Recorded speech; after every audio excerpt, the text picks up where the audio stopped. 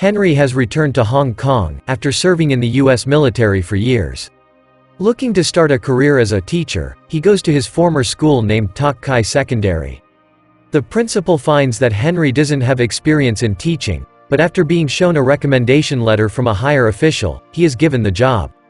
Before leaving, the principal informs Henry that the class he is assigned to teach is one of the worst in the school. On his first day at school, Henry walks into the class to see that it is an absolute chaos.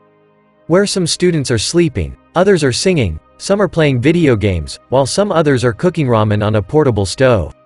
Even after the teacher walks in, they completely ignore him. Henry tries to get their attention, but they pretend to not hear him, so he gives up on trying to get their attention, and then he goes around the classroom commenting on the things they are already doing.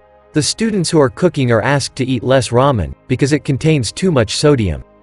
Henry then approaches a student named Zufa, playing ukulele, and helps him with it. Similarly, he warns the gamer kid about the radiation he might receive from staring at the screen all day. When the students finally start listening to him, he introduces himself by writing his name and phone number on the board. The students laugh because his handwriting is ugly. But then, someone from the students calls him and asks him to leave the class, but Henry laughs it off. The kids ignore him yet again, and continue with the things they were doing before his arrival. Having enough of it, Henry uses a rubber band and chalk to trigger the fire sprinkler in the room. The students quickly spread out to keep themselves from getting wet, and when he finally gets their full attention, he officially welcomes them to his class. After class, a group of 5 lowest-ranking students gathers in the sports supply room to smoke. The leader of the group, named Jack, has a crush on a student from another class. His friends find him staring at her picture and makes fun of him. The group has a rivalry with the rich, spoiled kids from the school's basketball team. They enter the supply room and mock Jack as usual, because he is poor. Later, the basketball team is practicing while Jack and his friends are watching them from nearby. Jack drops a bottle on the court, which causes the team leader to fall. The group laughs, but is given detention by the school's English teacher, Miss Liang. So to avoid detention, they play a prank on her, and run away, when she's busy cleaning her desk. Elsewhere, the school's principal is stressed, because the education board is planning to deduct 20% of their annual funding. The people from the board come to take a tour of the school, to inspect where the funds are used. At the same time, Henry enters the classroom where the students have set up a bucket of water to prank him. But his reflexes work faster than the falling bucket, and he is able to push it away. The students who had been waiting to make fun of him are left shocked. Henry asks for Jack's pack of cigarettes, knowing that he smokes. Jack simply hands him the pack, curious as to what he is about to do. Then Henry asks Zufa to name the 3 ingredients that are used to make a cigarette, and when he answers the question correctly, he is allowed to skip class for the day. Everyone starts to bang on their desks demanding that they should get to skip class as well. When they stop, he hands them all a cigarette, asking them to analyze it. Henry knows that if he simply mentions the effects of it on their health, they won't take it seriously. So instead, he asks them about the outcomes of smoking cigarettes, and explains how tar forms in their lungs. For the first time, they pay attention to the teacher, and are actually interested in learning. After the bell rings, he asks them to return the cigarettes, and the students reluctantly agree. That day in the cafeteria, the basketball team leader makes one of Jack's friend Bruce trip on his leg. This gives rise to an argument between the 2 groups, which soon turns into a fight. They throw food and tables at each other, destroying the place. Later, Henry is informed that 5 students from his class are temporarily suspended for starting the fight.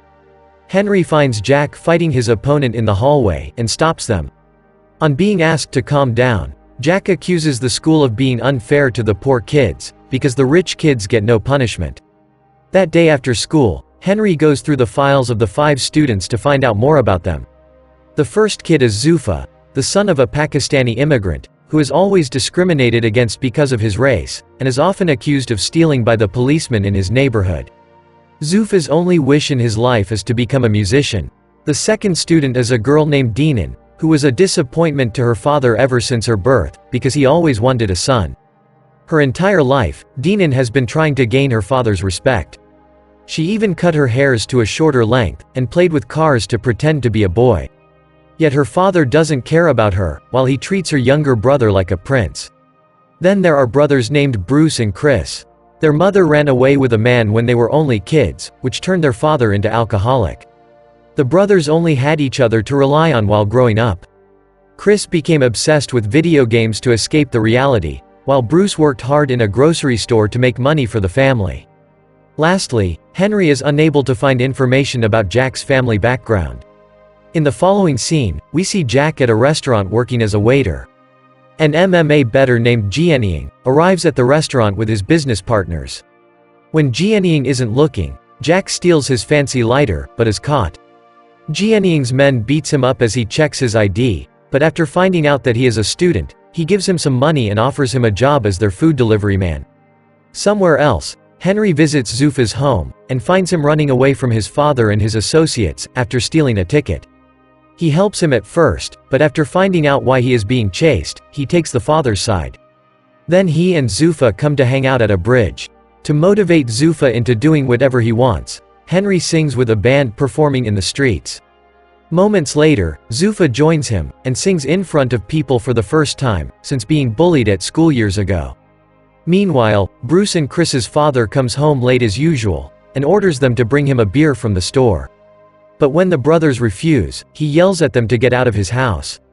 Next day, Henry meets with their father, and convinces him to go to rehab for his son's well-being.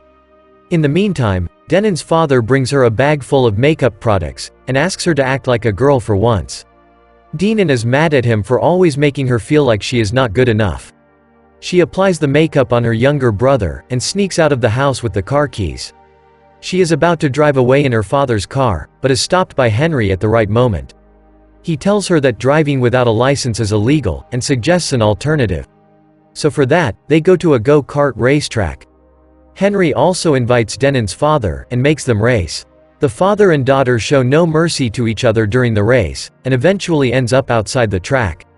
Suddenly, Denon's go-kart is hit by a vehicle, but she manages to dodge it. Unaware of this, her father cries, mourning his daughter's death. Denon realizes that he does in fact love her, and hugs him. The next day at school, Bruce and Chris along with a group, are sent to a rehabilitation center, to interview a recovering alcoholic. They are surprised to see that the person they have to interview is their father. The students asks him how he started to drink, and the man replies that he truly loved his wife, but she left him at the lowest point of his life. Hence he started to drink and forgot that he had 2 kids to take care of. The man doesn't reveal that he is the father of Bruce and Chris, but indirectly apologizes to them, and by the end of it, the brothers are left crying. Somewhere else, Jack has started to work for the MMA bettor Jianying, who offers Jack a lot of money to drug a fighter's drink in the next game. Jack is reluctant, but is forced to accept the offer. On the day of the fight, Jianying sponsors a fighter, but bets money on his loss. Jack puts drugs in the fighter's drink, but is caught again. Before he can blame Jianying, he is beaten up, and locked inside a locker. Later, Henry arrives there, and asks the fighters if they have seen his student Jack. The men asks him to return home, but Jack from inside the locker, yells for help. After finding out that Jack is trapped, Henry attacks the fighters, and overpowers them easily. When the fighter steps in, it gets a bit intense, but by the end of it, he knocks out their best fighter, who was supposed to compete in a few minutes. In the following scene, they are at the hospital, where Henry gets treated for his wounds, while Jack tries to reveal the truth about Jianying, but is made to shut up.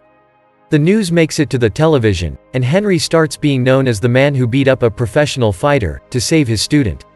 He becomes popular in the school, and the students start to respect him. They even get up to welcome him to the class, in contrast to how they were earlier. A flashback shows us that Henry used to be a prankster when he was in school. He even threw water balloons at a student, who was playing piano for his parents. Later, he fought the same student, and broke his hand. He was suspended for the fight, after which he was sent to the military school in US.